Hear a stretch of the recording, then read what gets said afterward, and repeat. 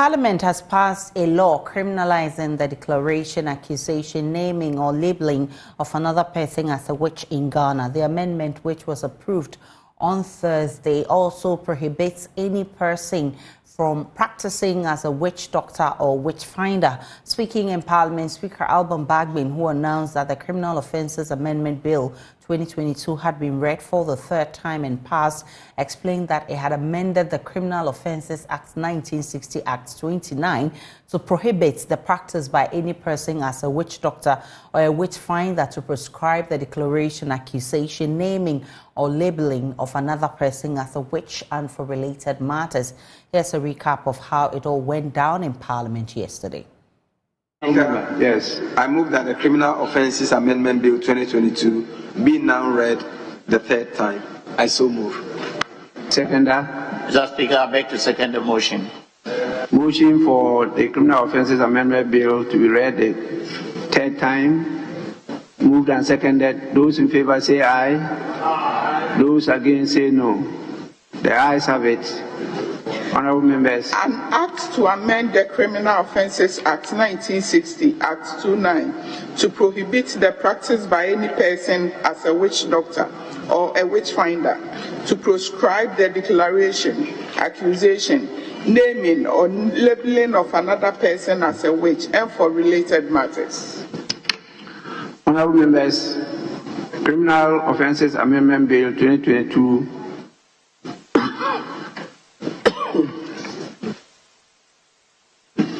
is read the third time and passed. I cannot hide my joy now. So the reason is that for all the 539 persons who are locked up in witch camps across the country, they are looking forward to us to take some decisive step to dealing with this situation. This problem has lived with us for over 100 years. We've been struggling as to how to deal with it. And to the extent that this 8th Parliament has found it needful to pass this bill into law, for me, it's definitely going to bring about a very serious mind shift.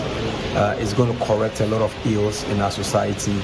And I am confident that we are just building a better society for ourselves. Well, the law simply says that henceforth nobody can practice as a witch doctor or a witch finder.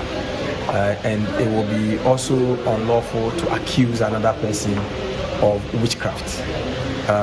If you are a community leader who supervises either the labeling of another person as a witch or beating of the person or lynching the person, as we have always been seeing, all of you will be in breach of this law.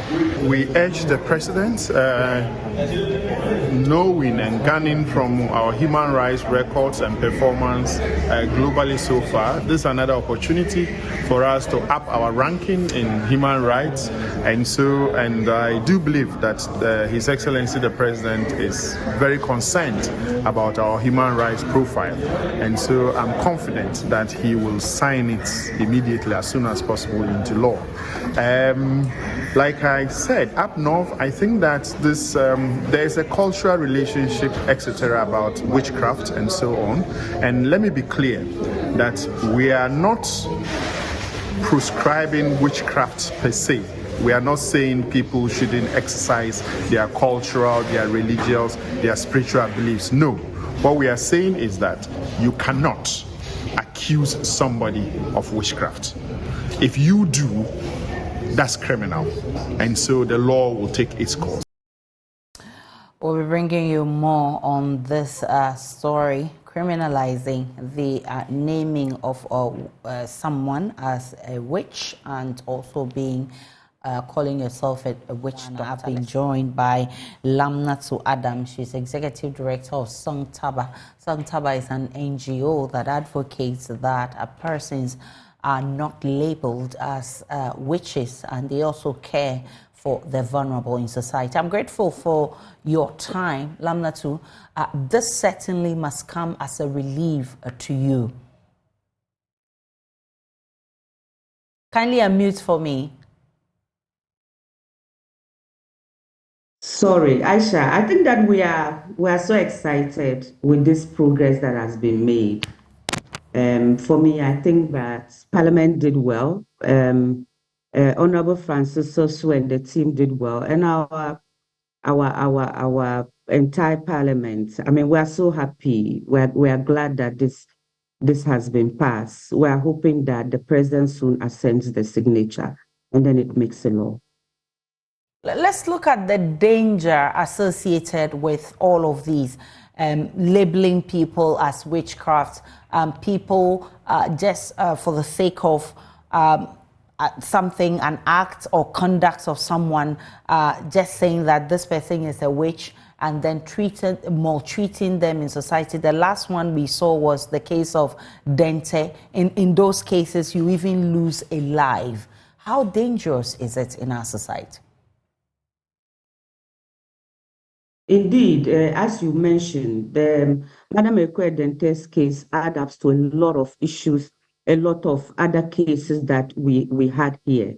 It's very dangerous. You know, our attitude towards mob injustice is serious. Whether it's about witchcraft, whether it's about theft or any other thing, the moment people just say, this is a witch, this is a thief, you know, people do not even ask what she has done or what the person has stolen. We just pounce on the person. And so for me, I think that this is a great step, you know, to let people to stop labeling, naming, and denouncing pronouncing people as witches. It's serious. If you look within our context, where belief in witchcraft is so deep-seated, the moment somebody says, look, I saw you in a dream, you are attacking me, that alone is enough to either let you be banished, that is if you are even healthy with being banished, or even completely being lynched, or your property being, you know, destroyed. So it's a serious matter. And so if Parliament passes that bill that criminalizes it, it is great for us. Well, criminalizing it is a great, massive progress in achieving what we've been looking for all this while. But again, how do we educate our people, especially from the north, to understand some of these things?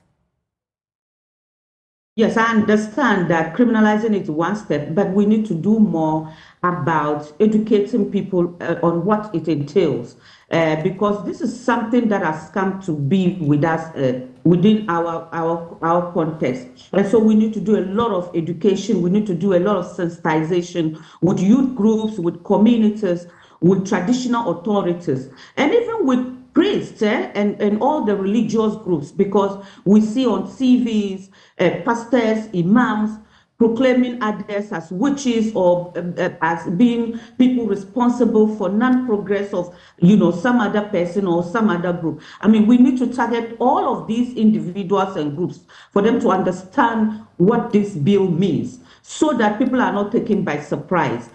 Just like you have said, it is enough. It is okay to pass the bill, but if people do not understand it, then we may not make progress.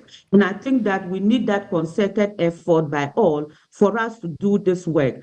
But again, we need to work towards reintegrating even those who are already at the camp, because by this bill, it means that those camps have become illegal anyway. Yep, definitely. I was just going to that.